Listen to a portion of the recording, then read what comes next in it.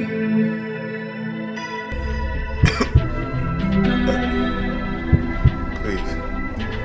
I need you to come and get me.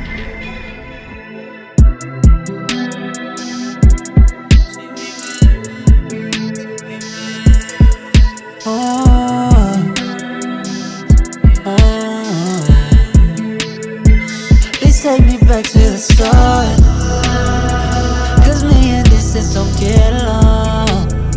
Something between us, I think we need a little bit.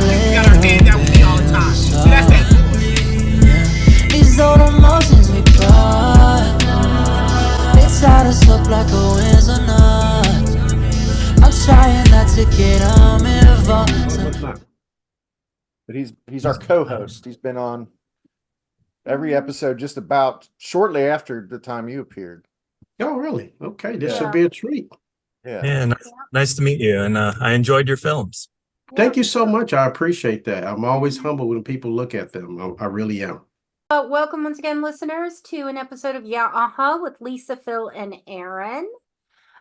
This week we have Mr. John S. Wayne Wayne. S. the third. Oh, John, yeah.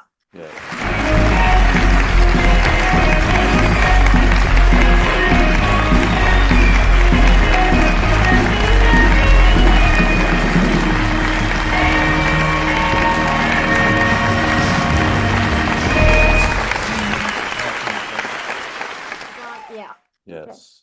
John S. Wayne. Thank you so much for having me back. I had a blast last time. We talked about a whole bunch of stuff last time, so I'm assuming we're going to do the same. We are. Yes, we are. Probably. I mean, basically, our podcast is a conversation in a living room, and we just put up a subject so it looks like we meant to do it. We're not as determined to prove that we watched the movie this time. We did watch the movie. We enjoyed the movie, but we're just going to, we're just going to have a nice discussion with a friend here. Mm-hmm. Cool. Yeah. So, I'm glad you guys locked it. It was the second time around. I directed this one. I had another guy direct this person, so I directed this one. So I have been producing for the last couple of years. So getting back into the director's chair was a interesting thing. And we shot in two different cities. We shot in Atlanta and in Houston. So that was a lot. That was a lot.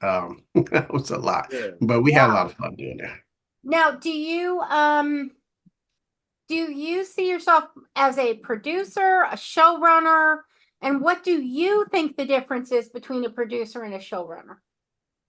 So the way I try to explain this, and I'm gonna throw in the writer too. So what usually happens is some writer comes up with an idea for something, and he has this grand vision. He goes to the director, and the director says, hey, can you see my vision of what I'm trying to do? Can you bring this to life? And he says, yes. And they go to a producer, and the producer said, and they say, hey, this is our idea. What do you think about it? And the producer reads it and said, you can't do this. So the producer is pretty much kind of like the guy who is bringing reality into it. Sometimes when you're trying to be creative, and the reality of what either your budget or whatever the constraints are, it keeps you from actually doing certain things. So showrunners pretty much do the same thing. They just do the same thing for television. They focus on television stuff, and the producer is the person who's pretty much just kind of carrying the whole, the process from start to finish. Sort of the bad cop. Yes. You know what? Let me tell you something. I have always tried to find that balance between being the good cop and bad cop, especially if I'm producing and directing. I like to look at myself as being a creator who's creative. That is a good thing and sometimes a bad thing, because as a creative, I come up in the middle of the night, writing my dream. Can you hold on for just a second, John? I'm sorry. Someone, my brother, who's supposed to be here at 7.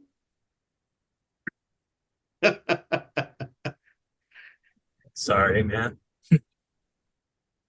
Just arrived to get his charger cable. Aaron knows him. Where are you at, Aaron? I am right now. I'm in Moore Park, California. I'm headed to what's going to be my first softball game. A 16-inch? Are you playing? You want to? Yeah, I'll be playing. It's there's no practice. Everyone's too busy for practice. It's men's rec league, and somebody at work at Hallmark wanna invited me grab to a be on chair? the team. Where exactly is that? Where is it near? I live in Thousand Oaks, which is just Oh, south. Thousand Oaks. Okay. All right. Yes. Okay. All right. It's just north of Thousand Oaks, between Thousand Oaks and Simi Valley. Okay. Okay. You're in Southern California. Okay. Yeah, Oh, yeah, that's that's cool. What's the weather today? Looks pretty It good was from here. cloudy most of the day, and the sun finally burned it off about now. Mm. Still a I little love gray. I love going to LA. My only problem is with LA, and the reason why I don't live there is that it gets cold at nighttime. I have a problem with that. Sure does. Yeah. Don't Does like it that. not get cold where you are? Oh, well, Texas, we have two seasons, Oh, hot wow. and not so hot. So Yeah. right now we're in the not so hot season. We're steadily going to the hot. It's been kind of rainy a little bit for the last couple of days or so, but it's still warm outside. So you're talking about like in the 60s, 70s, somewhere around there. Right. But most of the time, our board has been boiled. It's like 80, 90 degrees most of the time, if not hotter. So when it gets like 50 degrees here, we put on boots and turn the heat on. Yeah, I know in the Midwest, when I lived in Chicago, 50 degrees is like, let's barbecue, let's take the bikes out, but no. I've been here almost 20 years, so my blood is kind of really thinned out. But, when I first moved, I remember the first weekend I was here, and I was walking outside and it was like about 50 degrees. I had like a windbreaker on. This girl walked down the street with these moon boots on and these earmuffs and a scarf covered her face. And I'm like, where's she going? She was cold. And now I understand when it get 50 degrees, I'll turn the heat on. It's cold. Yeah. Yeah. So that left an impression on you. It sounds like that image that might show up in one of your movies someday. Girl dressed like that. It was. Girl walking down the street and trying to figure out why she's dressed like that. Yeah. That is I pull from reality all the time. Yeah. I wore moon boots to school. Oh, when I really? was a teenager. Yeah. Mm-hmm. I had moon boots. That's dating you. Yeah. Oh, totally. I'm fine with that. I had my moon boots were, I think, pink and green, and then I had a lime green coat with white fur trim. So fascinating. Did you? Thank you for your patience while we invited our guest in. We got. Oh, that's okay. The more, the merrier. Here's our audience. This is my brother. Oh, goodness. Dan, Is that a and cat? that is my cat Solomon. Yep. Oh, Yeah, I don't that's know our if I saw Solomon. Solomon before last time. I don't know. Yeah. I think maybe he jumped on something or. Yeah. I think you jumped in front of So I know. I'm pretty sure you might have seen Nettle as well. Oh, okay. Okay. Yeah. Maybe that's what it was. Okay. Yeah. Okay. So we got- Nettle is our female. That's our male. He's 20 pounds. Mm, And the 20 vet said he's pounds. not Lord. overweight. I know. Lord. We have a talking scale. He weighs himself. It's kind of hilarious. Right. You'll Oh, hear goodness. it go off every once in a while. Yeah, just all of a sudden the scale will go, your weight is 20 pounds, 1 ounce. Yeah. He kind of just looks at it, shakes his head, and just walks away. Like, Or he lays down and sleeps on it. Oh my goodness. What is he eating? Little kids or No, we don't know. That's we're gonna send Danny downstairs on an expedition later this week to find out what he might be eating down there. So yeah. Oh, goodness. He may actually be eating the occasional mouse. Mm, But no, we haven't seen any signs of mice in like 6 months. But I mm, know that he has actually caught and eaten a mouse. mm. When we had a few mice because somebody was doing construction nearby. And when there's construction nearby, the rodents escape and just find. Yeah, they need to go someplace else to live. somewhere. Yes, Right. yes. So we had a short-term mouse issue. I noticed a dead mouse in the middle of the living room, and the cats were very excited. And so I go to pick up the mouse, and he sees me coming, and he picks up the mouse and just goes. Really? yeah, Wow. Ate it whole. right. Do you think he's like trying to bring it to, sometimes cats do that. They'll catch a mouse and they bring him to you so you can see that I caught a mouse. You think he's doing that? I think Nettle might have actually caught it Mm, and was trying to bring it as a gift. mm-hmm. And Solomon was like, nope, that one's mine. Or maybe she presented to him as a gift. She is kind of obsessed with him. Mm, Yeah. mm. What is the age difference? He's 10, she's 2. Oh, okay. Well, there you go. Yeah. There you Yeah, go. she came in as a kitten and he was like, whatever. And she was like, mine, play with me, mine. On the very last hike I went on with Otto, he ate a field mouse. My grand dog. Oh wow. Yeah. Catch it too? I mean, it just Yes, Aaron enjoys hiking with his you have to grand dog. chase it down or just like come I into its didn't orbit. even see this one.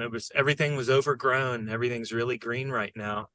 And there was this long leafy green grass, and he walked over there, reached out and joint, yanked it out. He chewed 4 times before I even realized and saw the tail sticking out of his mouth, what it was.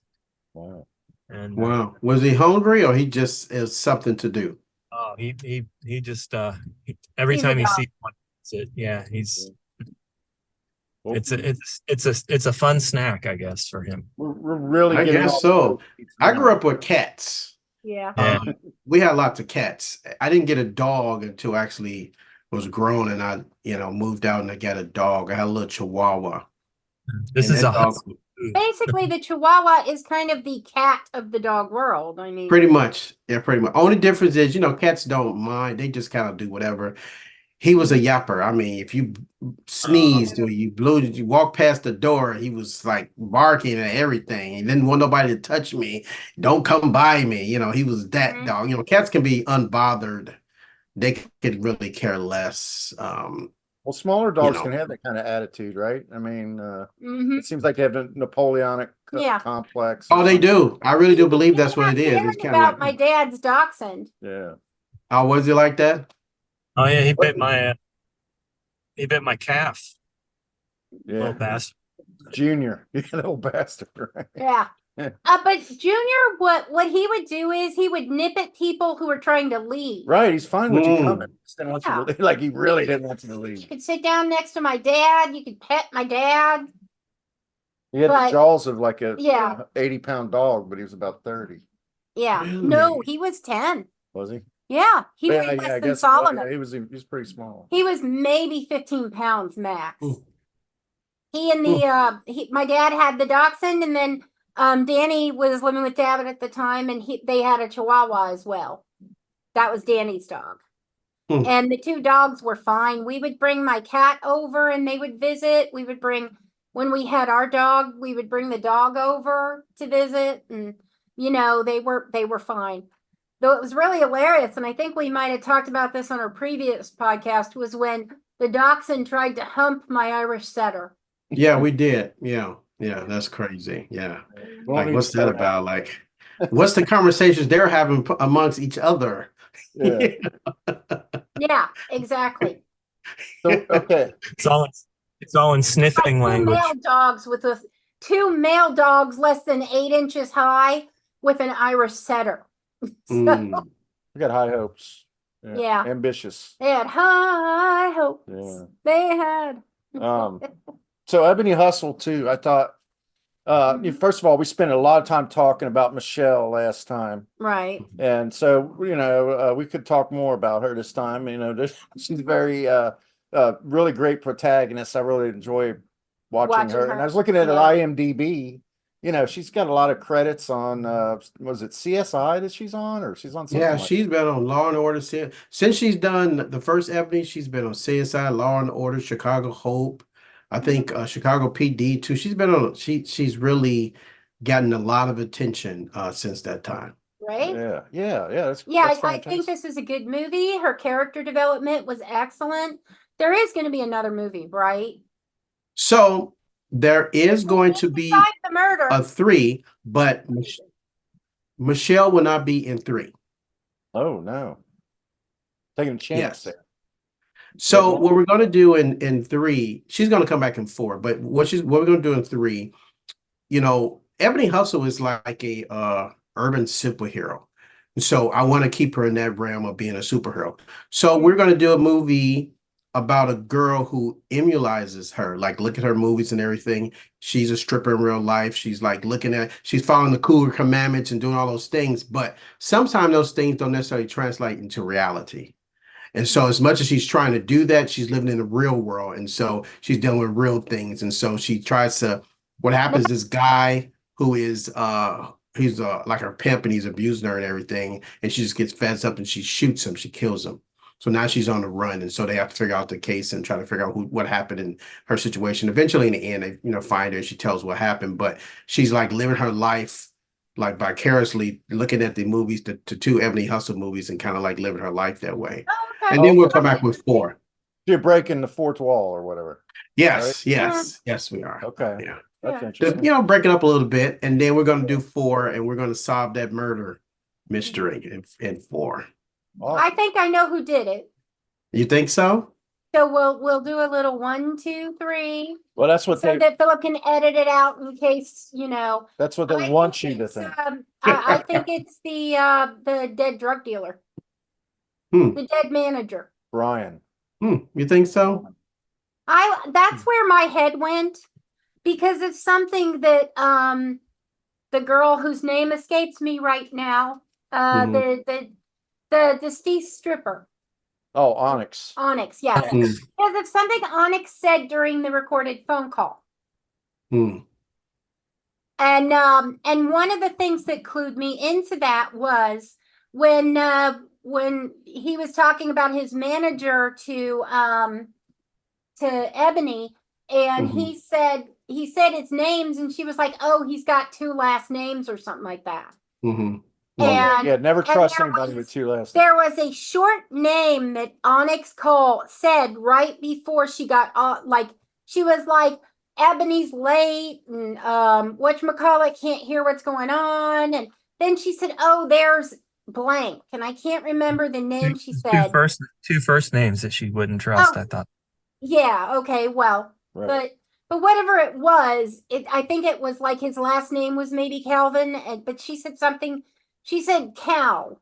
There's Cal. And she saw somebody, and then she's dead. Well, Cal's her friend. Yeah, Carol is the other, the bodyguard girl, the one who keeps Oh, breaking okay. But never mind then.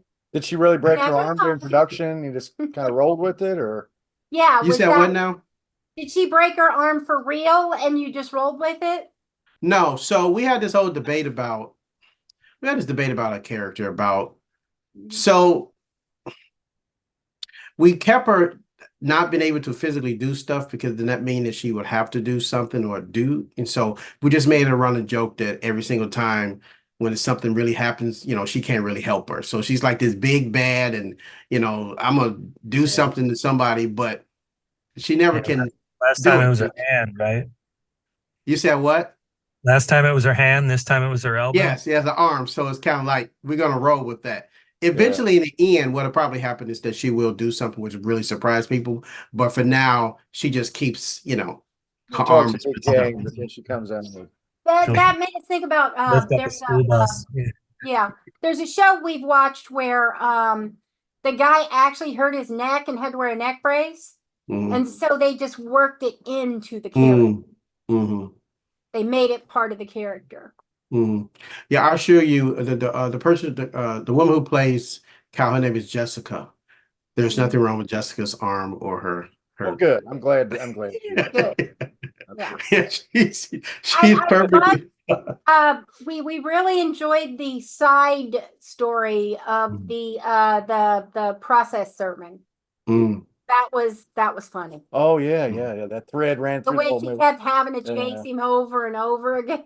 Okay. Have you? She I ran don't know if his you guys ass. have you seen the music video for the title track? That's a story. It's a cartoon. And No, that's the but story. I love that title track. That was a great song.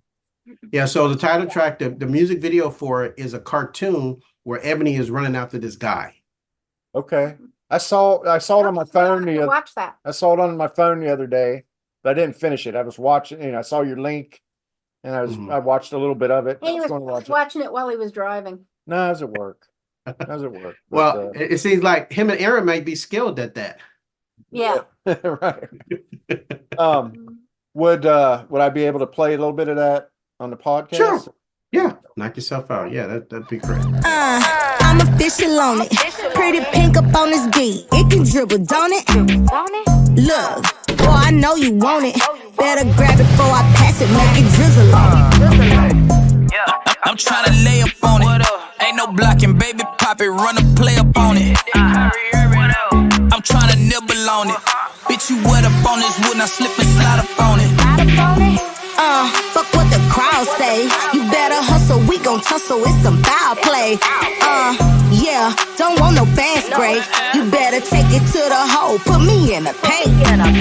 Yeah, it's on the soundtrack. There's a lot of other great artists on there too. We got a couple of other music videos to release from it. But it's like really that, you know, I spent every single time that I do a movie, I get a little bit better, especially when it comes to music and other stuff. And so I'm really happy about that. The movie that's coming after this, I'm really, really excited about it. It's called False Prophets. False Prophets is about a woman who is running a Ponzi scheme in her father's church. Okay. I like that already. Yeah, that is like really yeah, like the moral dilemma, you know, just the whole thing. Yeah. And so the it's in this movie, Dina Howard is in this movie. She plays one of the sisters, part of this group, the singing group, because they have this gospel group that she's part of. But yeah, that is one I'm really excited about because it is the music is really good on that one. So you said what? I know Adina Howard. I know the name. I recognize it. But Yeah, so Adina this will really surprise you because back in the day, Adina Howard had like real like sexually orientated songs. So she had like T-shirt and your panties on, stuff like that. But this one, she's actually singing a ballad like while she's playing the piano. So it's going to be something totally different than what people normally would see from her. And I think it would get lots of people attention because they wouldn't expect that from her, you know. So that should really get people's attention. Yeah, but yeah, the music is always you know, I got a music background. I mean, I worked at labels and managed artists, and so I really try to find ways to integrate music into it. So I'm glad you guys like that song. You know, soundtrack is so important. Yeah. You said what now? Soundtracks are so important. It is. It is. It is. You know, as you know, we do original music, and so the songs are tailored to the scene. They just not. It's not like I found the song and thought this would be perfect. We actually write songs and produce original music for each song. And so the songs are for each particular scene. So I think that makes it a little bit more better for people to kind of follow the storyline because that's what the song is talking about. Right. Yep. Well, we don't usually take questions from your audience, but because we don't usually have one. Annie. But my brother Dan, my little baby brother Dan has a question. Oh, hey, brother. How are you doing? Oh, pretty good. I got a little brother. Hey, Dan, my shaman. I've never been a part of a podcast before. Oh, okay, well, welcome to the podcast. An artist. I'm an artist. And obviously you're a producer. Correct? Yeah. That is correct. He wasn't here at the beginning. Right. He's a okay, yes. I've been sitting on a movie 30-something years. Okay. I know And he's for a been fact, very uncomfortable. I know for a fact could be a multi-million-dollar seller to children. Kind of like the Garbage Pail movie that came out back in the I remember. Yeah, I remember. I have a movie that's similar to that that every child would love to see. And I've written script. And I don't know if you. Hey, I would love to look at it. I just started working on we finished the first episode, but I just started working on a children's animated series called Foxy and Shelly that we just finished doing the first episode. It's kind of moralistic, like cause and effect. If you do this, this would have happened, you know, that type of kids thing. But yeah, I would love to look. Yeah, definitely. Yeah, definitely. I heard that you were doing animation. When I heard that you were doing animation, part of the script is so animated that you'd either need CGI or you would need animation in order to visualize the script. Okay. That's a great, I mean, that's a great lead in though. I mean, do you get a lot of people that have that say, hey, you're a producer, here's my idea? Yeah, I get them all the time. Yeah. Tons of them all the time. At least about 15 to 20 people email me every week with stuff. And so I spend usually on Fridays going through emails and responding back to people. People have ideas. A lot of times, I'm gonna tell you something about ideas. And I tell young guys this, or people come to me.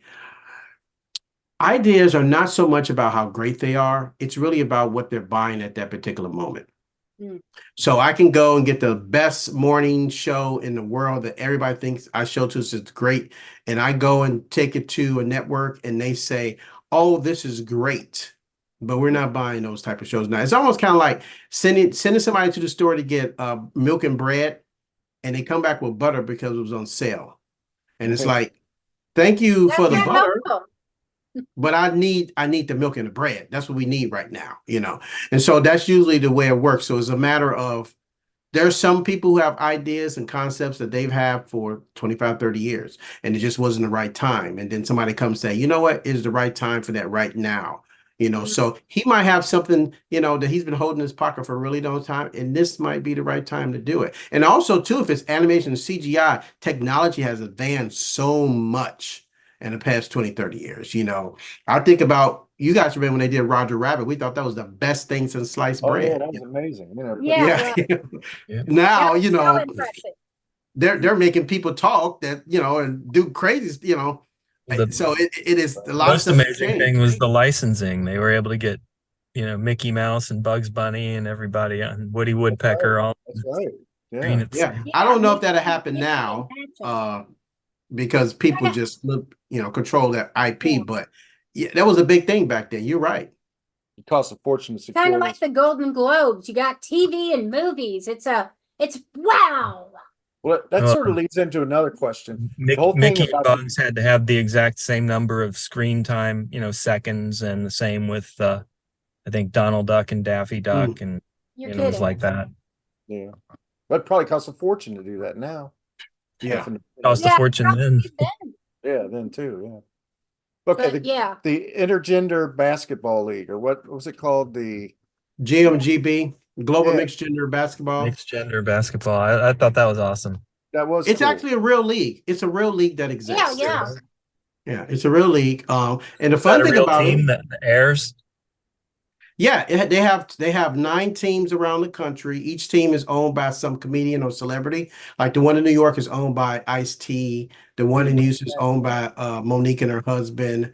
The one in Atlanta is run by Tiny, T.I.'s wife.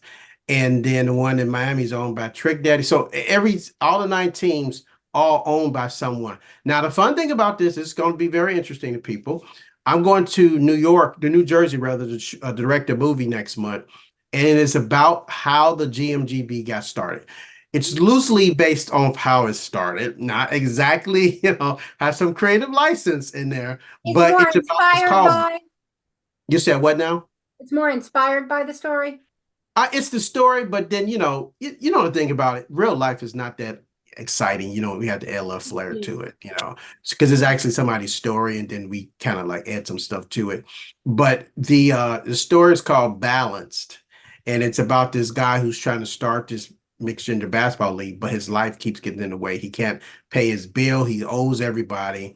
And what happens is that one of the guys he owes money to say, hey, I know somebody who needs some work done. If you do this, you can probably pay everybody back.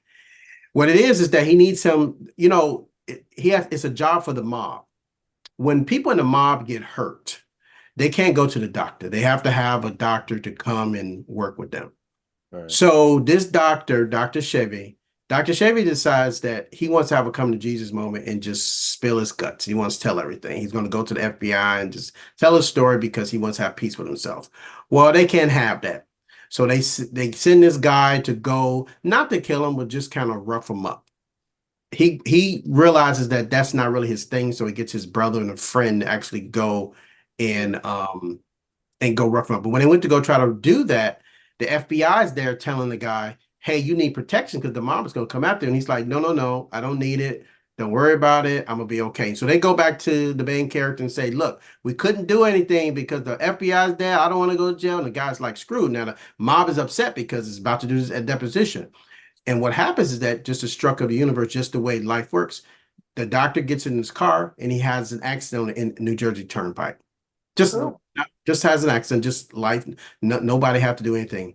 When the mob finds out about it, they are grateful. He doesn't tell them that he has nothing to do with it. He just takes the credit for it.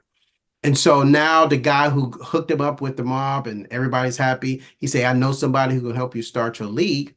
And he introduces this guy and they start the league. The problem is that the mob says, now, you did such a great job. We got some other stuff for you.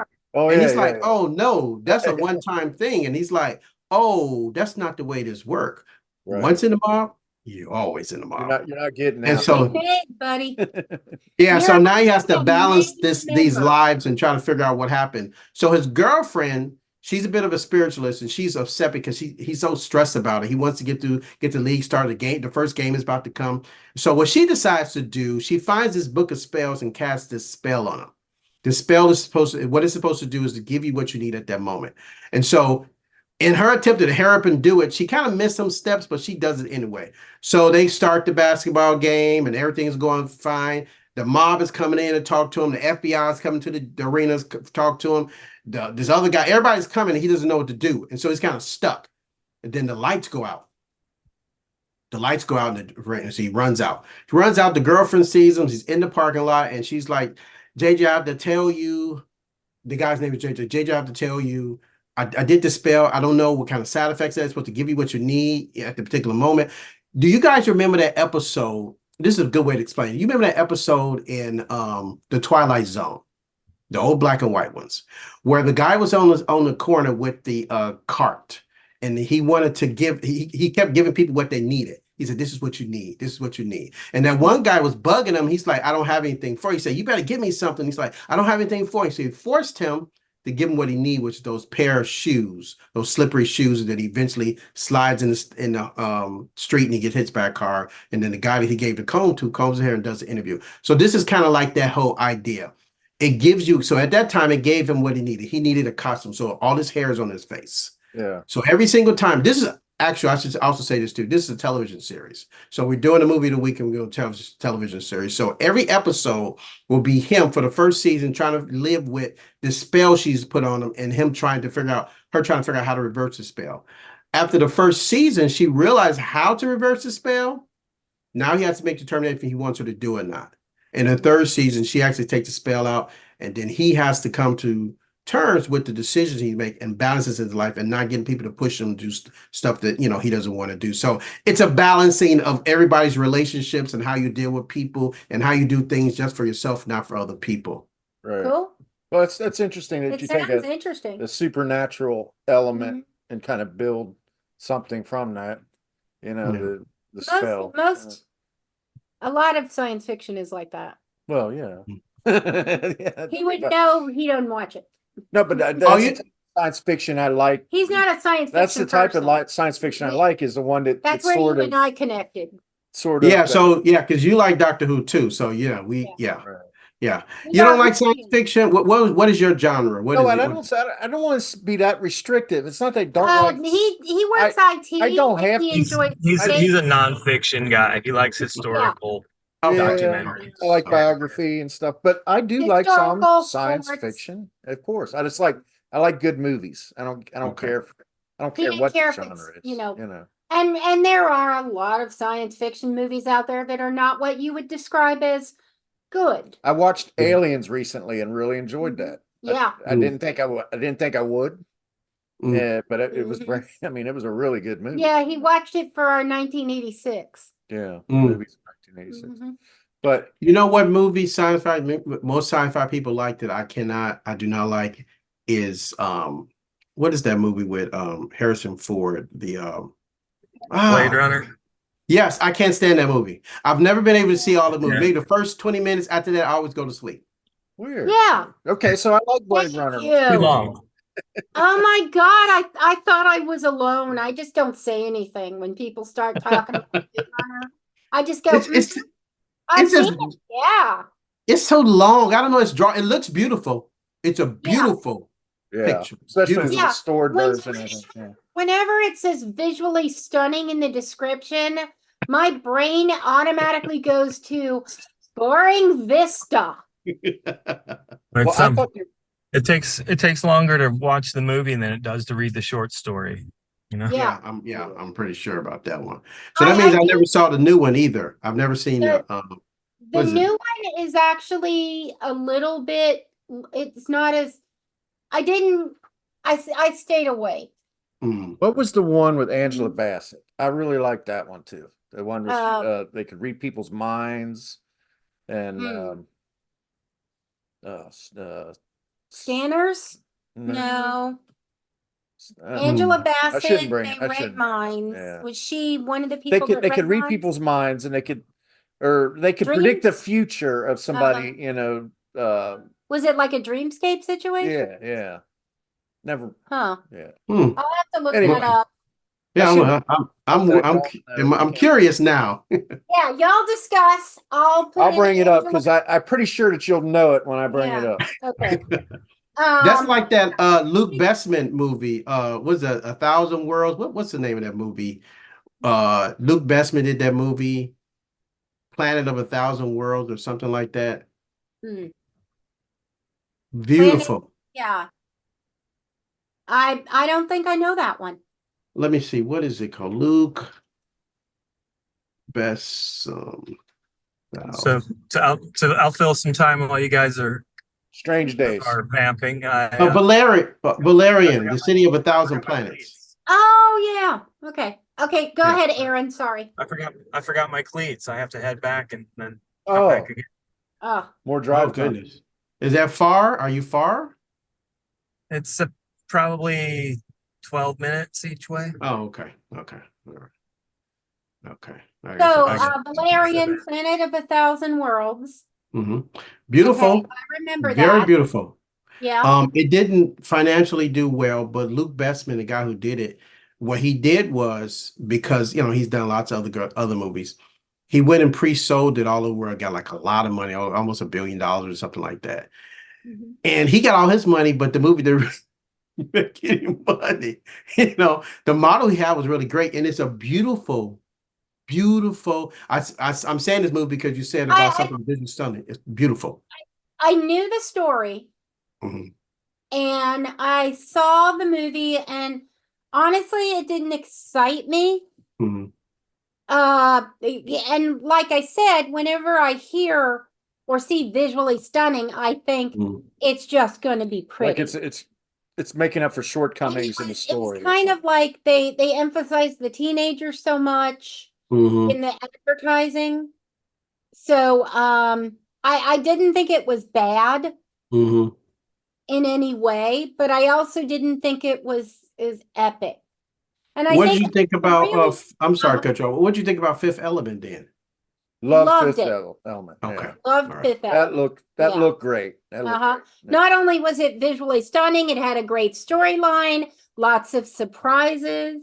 The way they did the cars, special effects and stuff like that for the time was. And I felt it was one of Mila Jojovich's best performances, and Chris Rock. I mean, brilliant. Now you're going to tell me you didn't like it. Oh no, I loved it. It's probably you mean Chris Tucker? It's probably one of the better science fiction, but most people don't like that movie. When I say the Fifth Element, they're like, that was horrible. I thought it was really good. Loved it. No, and the villain was Gary Oldman, and he was like, he was really diabolical. Was really good. And he just looked. He just looked really evil. And I felt like the aliens were realistic. They were authentic. They were really authentic. They were like, really it wasn't like, how people put stuff together and be like, it's a Muppet. Yes, Muppet. They didn't look like Muppets. Or the old Doctor Who. We actually saw that at a drive-in. I don't know. Oh, really? Yeah, the classic Doctor Who. Yeah. We saw it at an actual old school drive-in. Yeah. Wow. Not the drive-in you're thinking of, Aaron. Not the drive-in. Jeremy, I do have an important question. Jeremy keeps telling people our drive-in story. Oh, which one? On his podcast, the one with the stale peas. Oh.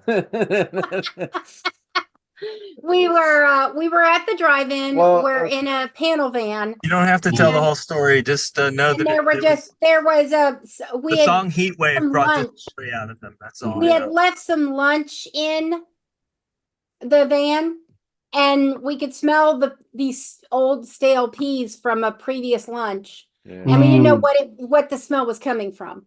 But Mm. it turned out to be stale peas. And that's the Oh my whole story goodness. on that. Let's go back to a nicer subject. Yes, an important question. Stranger Days with Angela Bassett. Yes. Stranger Okay. Days. Have you seen I'm that? sorry. Straight, I think so. I've pretty much seen all science fiction movies. Even if it's bad, I'll look at it. It's a Yeah. good Yeah, one. let me see. You said Stranger Days. Let me look. Stranger. Yeah, Angela Bassett. To be fair, if Angela Bassett is reading a phone book, Philip will watch it. Well, yeah, I like Angela Bassett. Do you look at got a little 911? ring for Angela Bassett? Yes, yeah, we like 911. Yeah, Yeah. that's a good show. Oh yeah. Those people can't get a break. They go on vacation and the damn boat's got a big hole in it. You know, it's like, You know what? I've seen this. I saw Stranger Days. I do remember seeing it. I can't really tell you anything about it. Yeah, no, that's fine. I couldn't tell you. I haven't seen it, so this is a science fiction movie Philip watched because Angela Bassett. well, it didn't leave the same impression on you that outfit did on that girl that's going to end up in one of your future movies, I guess. Mm.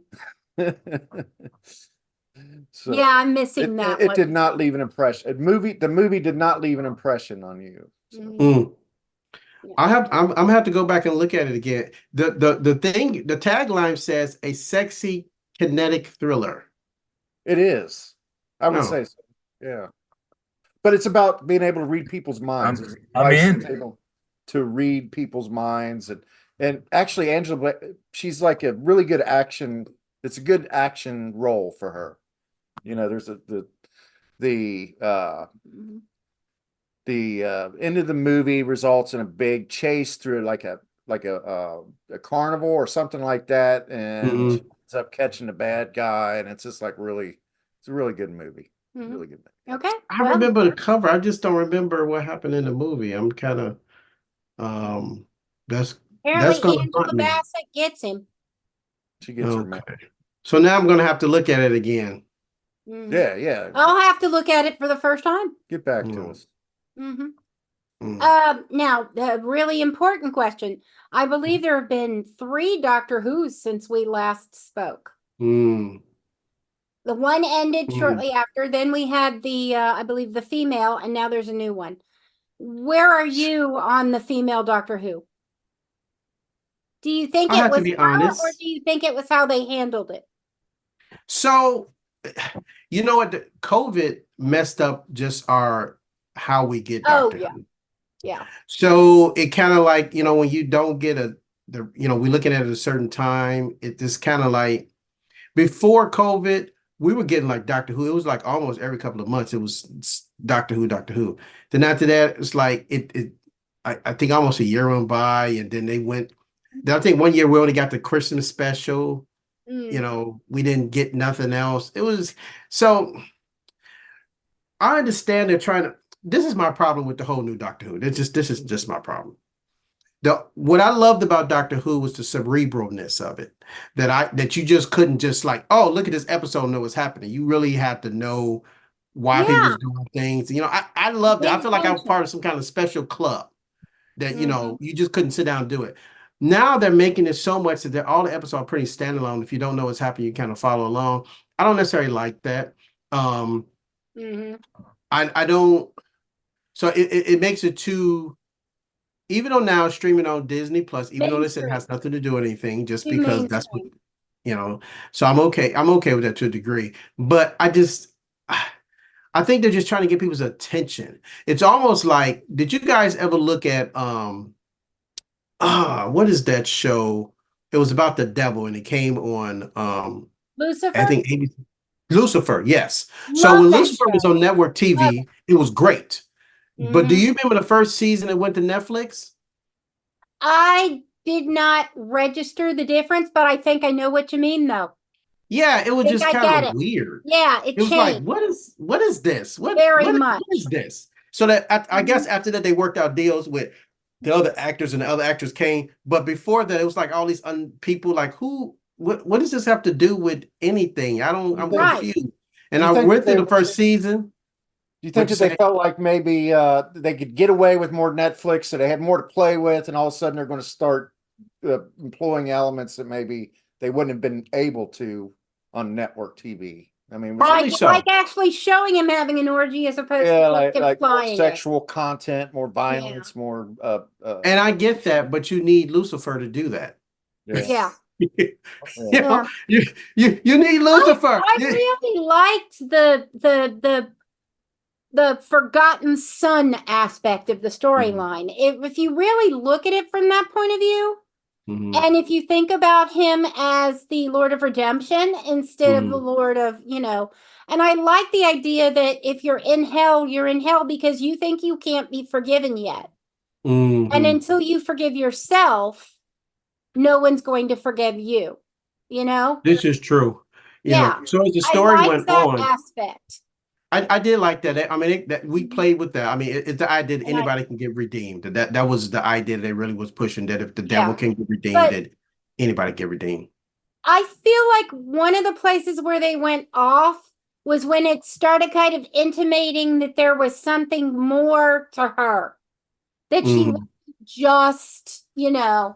And is that around the time they went to Netflix? Yeah. So like right after that, they went to like honestly, I didn't see it. We got rid of cable, so I didn't see it until it was available in streaming. Oh, okay. But So I started from the beginning. Like 2 or 3 seasons, and then you know what? This is how you can tell when the Netflix came. When they had that black detective, when he came on, that was the start of Netflix. Okay. When the black detective came, that's when I know. I'm tempted to rewatch the whole series because I love it, and there's a lot of things with Mazikeen and Trixie that their relationship is so adorable. It is. I liked it, but she, like all little kids on TV, they have to grow up, and she had to grow up, and it's like, she can't be little Trixie anymore. I thought they handled that pretty well, though. Yeah, she was a teenager. I did think that they what is it with Trixie? I think that they were kind of leaning towards saying that there was more to her mother, but there was also more to her. Like there was some kind of angel, like maybe a hybrid, like maybe the psychiatrist baby was not the first angel human hybrid. John, you mentioned we should mention every once in a while. We can leave this subject. We should mention that we're talking to John Wayne S. about Ebony Hustle, the director of Ebony Hustle and Ebony Hustle 2. And you brought up Netflix, and I was thinking, well, we've said so little about the movie. You're going to have to see it. That's right. I was listening to your interview on the. Let me get this straight because it was a good interview. I want to get her the Better 2 podcast with the writer. I can't recall her name, but it was she did a very good job with that interview. And you mentioned that that Ebony Hustle 2 or Ebony Hustle had reached so many millions of people through Tubi, Amazon, other platforms that it's on. I mean, you're really reaching a big audience with that. Yeah, I mean, a lot of people have seen it. A lot of people have seen the movie, and I talked to somebody a couple of years ago after it come out. This guy had come to me about working on a project, and he was like trying to describe the kind of story that he wanted to do, and he said it's kind of like, "Did you see that movie Ebony Hustle?"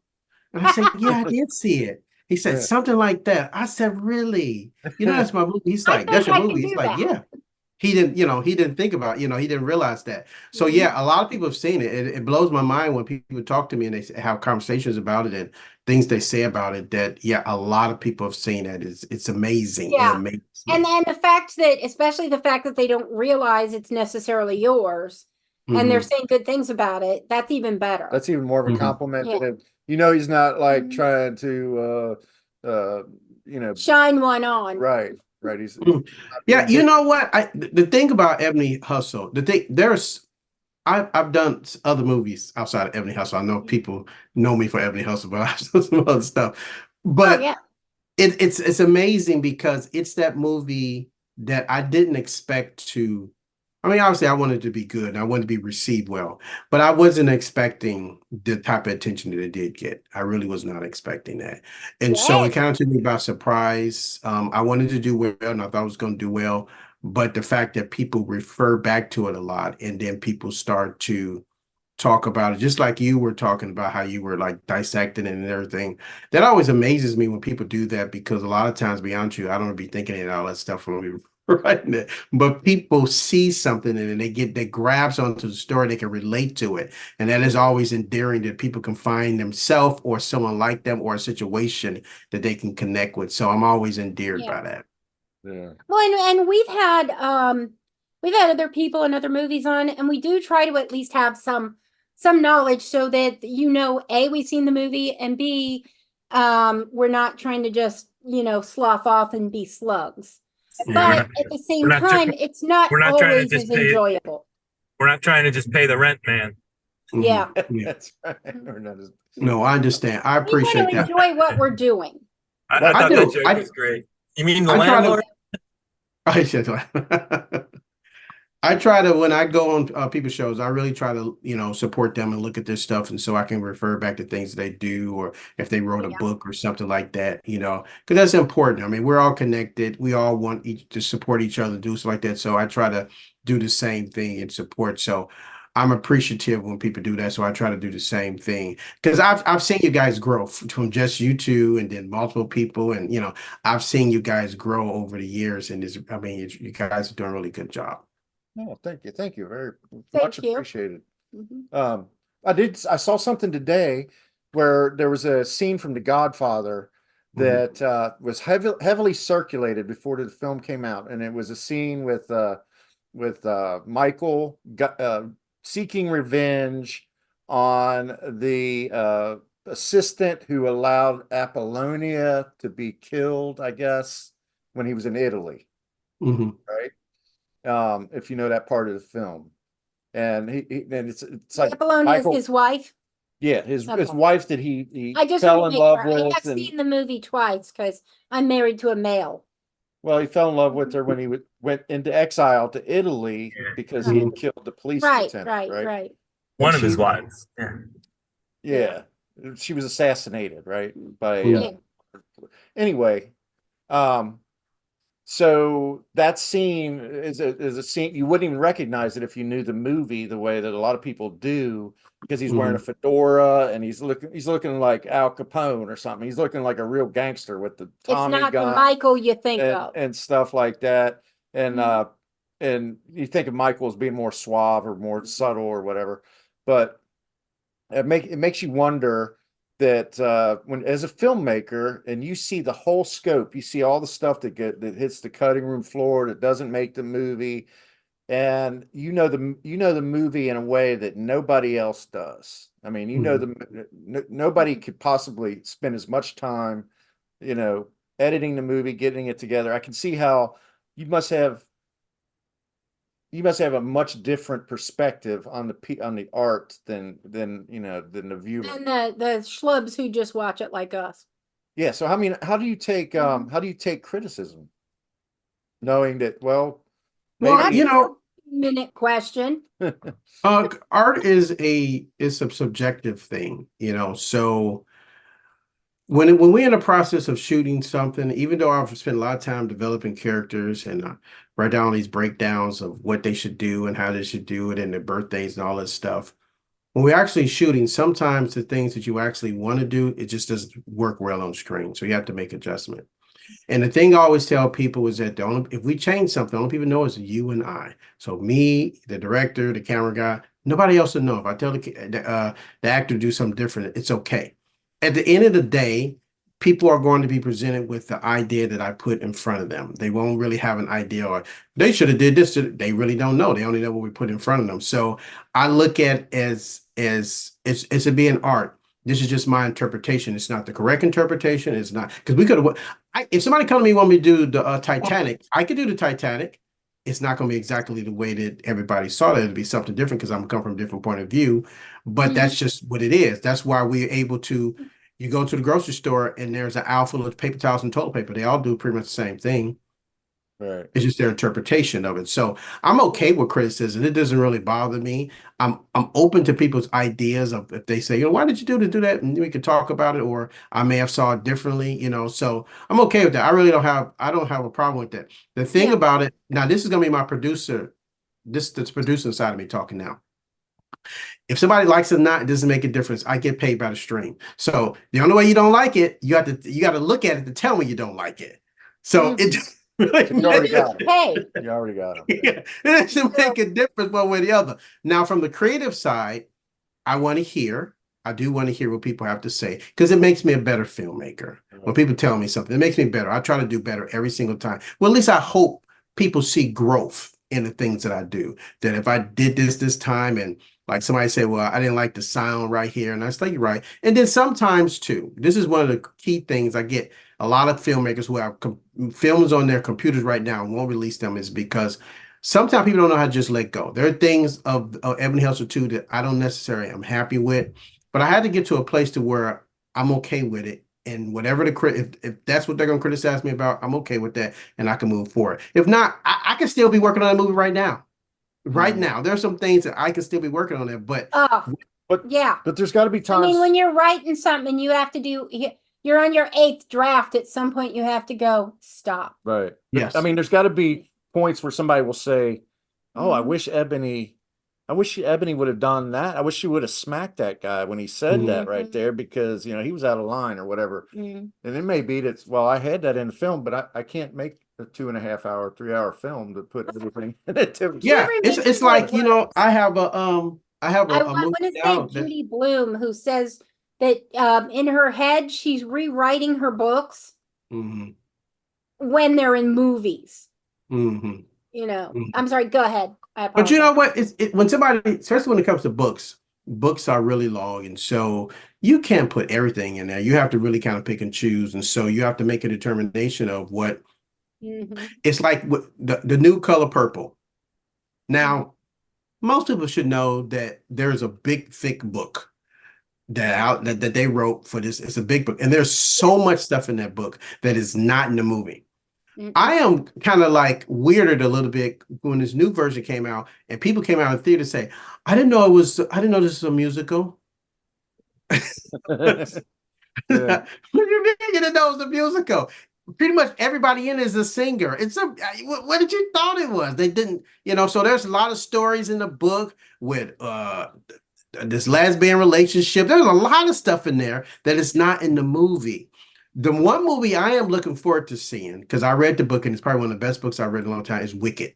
Have you seen Wicked? Yeah. I'm looking forward to it. Yeah. Oh my God. When I got to the last chapter, I started reading it slow because I did not want it to end. I was so excited for some of the other books, and they just don't hit it quite as well for me personally. Some of them, yeah, some of them not so much. I do kind of want them to write a story from the point of view of the flying monkey. You know, it's interesting. That's an interesting I think that would be interesting, but maybe I'll write it. Who knows? I'll do like a fan fiction type of thing. You could. Yeah. I do still need to get my short story published. I just haven't gotten around to it. I wrote a children's book. Oh, what is it about? Called Hubert the Pillow. It's about a pillow that's gets adopted by a little boy who drools. And the pillow is afraid of being washed. And it's the story of what happens when he gets washed. Why does he want to get washed? He's afraid that all his stuffing will... Have you ever washed a pillow and everything went fine, and then you've washed another pillow and it did not go fine? How do you need a new pillow?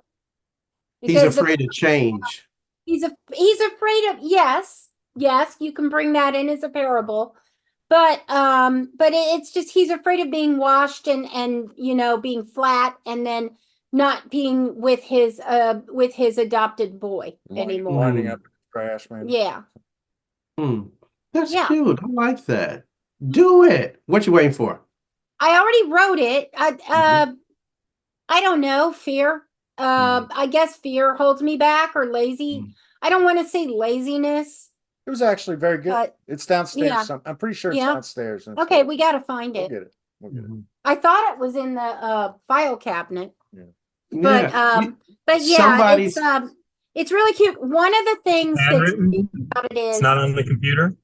No, it's handwritten. She wrote it 30 years It's ago. one of the things is there's instructions when he goes into the washer. You have the kid on your lap and you wash the kid. You know, so you move the kid and then you gently rock them when he's in the dryer, and of course it comes out well, and all comes out well in the wash. Yeah, it all comes out well in the wash.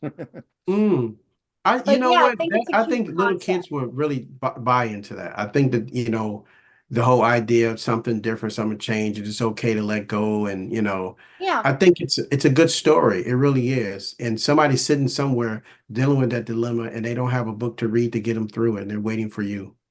There you go. And I've had pushback on the name of it, Pubert. But you know what? I'm sticking to my guns on that one. I love it. Pubert the Pillow. And Pubert's a legitimate name. I mean, hey, we have apples, and apparently someone named their child Cuntley. Yes, Somebody. At first, I thought you said Pubert, like the video game. You said Pubert, like puberty without the Y. Yeah. Someday we'll get. Yeah, he went all. I wasn't going to say it, but Aaron just went and said it. Yeah. Yeah. Yeah, it's Pubert the Pillow. 2 P's. PP. Okay. PP. But okay. Now you're shouting PP. Although it's a droll story, so droll.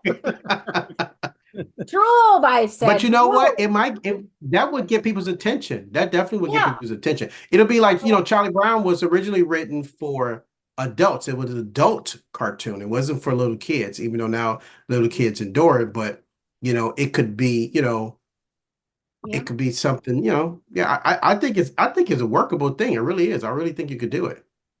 Yeah. We will. And we have a publisher friend. I was planning on sending it to him. I just haven't gotten around to it. He publishes books and video games. We've talked to him, Aaron. You've talked to him. Yeah. All right. Well, so again, what's holding you up? Get pubered out. Facebook games. Let's say it's that ADHD thing, paralyzation. It's also there's games on Facebook. Yeah. Let's face it. Yeah. All right. Oh. So this is going. If we don't leave anything today, is that we're going to get Lisa to do her book. We're all motivating her to go and put out Pubert the Pillow. Book. And I will be the guest author on one of our podcasts. Yes. And you can come along. You're stuck, John. Now when my book is published, you're on the. I'll send you an autographed copy. When you get your New York Times bestseller, just say my name. Okay, that's all I ask. Just say my name. Will do. You can write the foreword. I gotta watch this video. I'll do that for you. I'll do that. All right. So, John, I don't know how much time you got. But we play a little game at the end of the podcast. But if you're short on this, it's like 5 to 10. Go ahead. Go ahead. It takes longer to explain the game than to play it, so let's just do it. It's just brackets. Have you ever done brackets before? I like this thing better than that. Like a March Madness bracket, but we're only what? 8. But we only do like 8 choices. We could call ours the elite.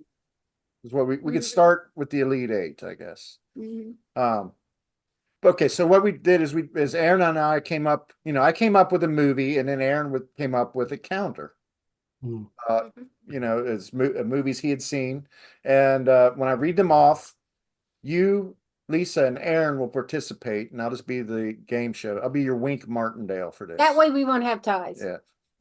So these are movies, and we'll start with you, John, since you're the guest. Big Lebowski versus L.A. Confidential. And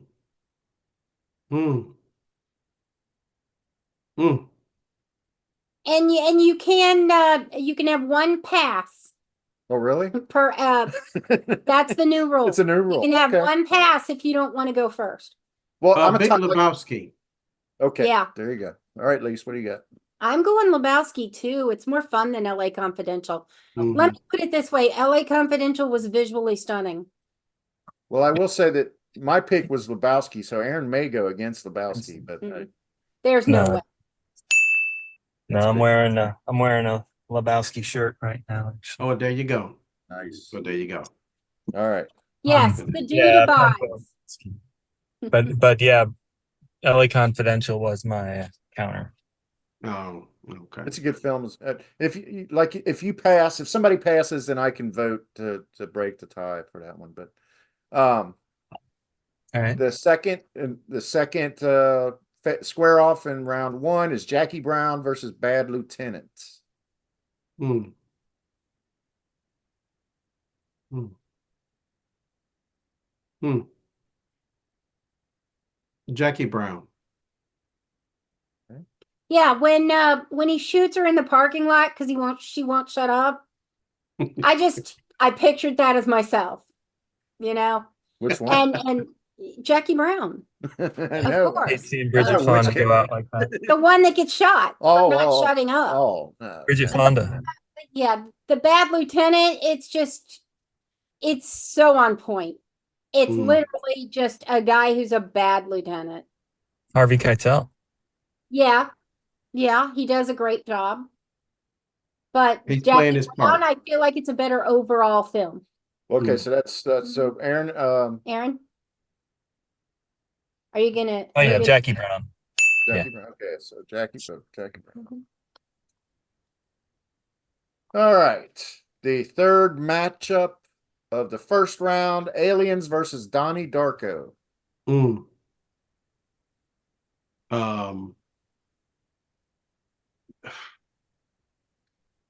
They're different but dark at the same time. Yeah. I would say Aliens, just because I'm a sci-fi. You know, I like the Alien franchise. Yeah. Aaron? Yeah, technically they're both sci-fi, but yeah, Aliens. Mm-hmm. So Aliens moves on. I'd say that Aliens is a better movie overall when it comes right down to it. And I mean, I know that's like really saying a lot. But they're both dark. Darko was good. It was just more noir, more niche. Yeah. Aliens is more main, you know. Yeah, it's a blockbuster. It was right on there. You know what it was. There was no question about one's a summer tent pole and one's a cult hit. Yeah. Yes. Yeah. Okay. All right. So that brings us to the last matchup in the first round. This one's interesting. Blue Velvet versus Jaws. They're not even the same thing. I know, right? They're like, that's like It was supposed to be Aliens versus Jaws. Blue Velvet versus Donnie Darko. Ah, that's a little closer. That makes sense. Yes. I mean, we went back and forth a little bit. Oh well. Typo. This is a screwed up matchup. But now we're stuck. It's got to stay. Yeah. John caught it right away. Yeah. Yeah, it's right up there with comparing, I don't know, apples to carburetors. Well, just, you could use any criteria, like which is just the most. We're going to have one winner at the end. So, which one did you enjoy watching more? Which one would you watch again? So Jaws, I think I would say Jaws only because it's more nostalgia. It's like from my childhood. So, the nostalgia of Jaws. Yeah, it's more that's more of a nostalgia. I don't necessarily like scary movies per se, but I like the suspense of Jaws, and it's just a classic movie. It's classic. Yeah, so Velvet is classic too. It's a good movie, but Jaws is kind of like Jaws was to match up with Aliens, and that is kind of the similar in suspense and similar in the monster. Yeah, yeah, that's a hard one because they're about the same type of. That's about the same thing. I don't know how I can pick that one because that was kind of weird. I think between Jaws and Aliens, I would probably go Jaws for the same reason, nostalgia. If I had to pick Jaws, I probably would go with Aliens. Yeah, that second Aliens, that second movie in the Aliens franchise. A good one. It is so good. But Well, in our mixed up, Cameron, crazy man, world he knows how here, to make a movie. It turns Blue out. Velvet versus Jaws. What do you think? okay. I'm gonna go Jaws too. I didn't even see Blue Velvet until we had to watch it for 1986. Okay. So, and it's good. I enjoyed it, but So you're trying to say I'll probably see Jaws again. Okay, on Saturday afternoon, Mm. Jaws is on one channel, Blue Velvet's on another. I'm watching Jaws. I Mm. mean, assuming I have to watch one or the other, and RuPaul isn't on. absolutely Jaws over Blue Velvet. Yeah, So But I Blue would have to Velvet agree. versus Donnie Darko. What about that one? Which Yeah. one did you say? Blue Velvet versus Donnie Darko. Oh my goodness. Blue Velvet for me. You, John? I don't know. I don't know. I have to go with Donnie Toss Darko, I Mhm. guess. Really? If I had to pick one, I would have to pick Donnie Darko. I had trouble watching Donnie Darko. That might have it is been interesting. Watching Blue It is- Velvet. I might need to give it another shot because, to be fair, our TV was a little iffy, and it Mhm. might have just been too dark to watch Donnie Darko. Donnie Too Darko. It's already dark. The Donnie movie's Darko. already dark anyway. So yeah. Yeah. Well, yeah. you couldn't get a good signal unless somebody stood there and held the antenna. So maybe No, nobody that was there. post antenna. That was a cable movie. Oh, okay. No, our actual physical television was losing it. Something was going on with the picture was going out. Well, here, Mm. okay. For those that feel like the whole thing was messed up, your dream has come true here because Aliens versus Jaws in round 3 is the All right. matchup we Well, there actually you are. So. Aliens versus Jaws. I'm gonna go with Aliens. Mhm. Just because I like outer space movies, things out of space. Makes sense. I like reliving the lines from Jaws. I mm, do really love the part in Aliens where I feel like it's mildly first for the storyline, but when she gets into the like tractor thingy, mhm, the lifter or whatever it's called, to defeat the alien by using the power of the lifter. mm, I like that part, even though I feel like it was kind of they said she could use the machine just so she could later defeat the alien with the machine. You know? mm. Kind of like, yeah, but beside the point. So we got one Aaron? Aliens, one Aliens Jaws. versus Jaws. Aaron's the tiebreaker. Yep. I'm gonna go Jaws, I think. Mm. Aliens, probably a better movie, but Jaws is more rewatchable. Yeah. Mm. Yeah. Okay. And I was surprised again when I rewatched Aliens with Philip, because I had seen it before. I was surprised by how much I did enjoy it and how good it was. But still, Jaws is just kind of more fun. It was a pop Mhm. culture Moment. moment. I remember Yeah. kids wearing the t-shirts, lunch boxes, you know, Mhm. toys and stuff. Wait a minute, Jaws or Aliens? Jaws. Yeah, okay. Jaws. I was gonna say, wait a minute. All right. Okay, So, so Lebowski or Jackie Brown? Mm. Big Lebowski. It's funny. It was funny. Yeah. It was funny. Yeah, I think I gotta go Coen Brothers over Tarantino. Yeah. all right. Well, that sells I don't it. know. What I would you mean, say, it's Lisa? I'd probably have gone Tarantino for you, baby. But I think I really did enjoy Lebowski. Plus, it's got my boy in it, Steve Buscemi. Well, I love both. Both movies are really outstanding. That was a tough Yeah, one. they are. They are. They are. Even though they killed him off, which kind of pissed me off. But I guess they could do a prequel and he'd still be in it. Spoiler alert. Mm-hmm. All Is there a prequel coming out? No, you said they it kill him in killed all their off. movies. Oh. Yeah. Oh. Who's Steve They kill him Buscemi? they kill him in all their movies, and he ends up in smaller pieces in each one. Hmm. Steve Buscemi, yeah, Yeah. Okay. Okay, that's fun. That's probably delightful for her. culminating with Fargo. It's fine. Fargo. Oh, yeah. that's mix it all together. Yes. Never thought of that Okay. before. Oh I yeah, didn't you got realize that was Reservoir significant. Dogs. The one Mr. we were just talking about. Yeah. Oh, yeah, Oh, yeah. Lebowski. Fargo Fargo. and Lebowski. Lebowski too. Yeah, and Okay. Fargo. I remember Fargo. He was in the guy was his partner was in the back, like trying to shove his leg down the wood chipper, and Mhm. Yeah.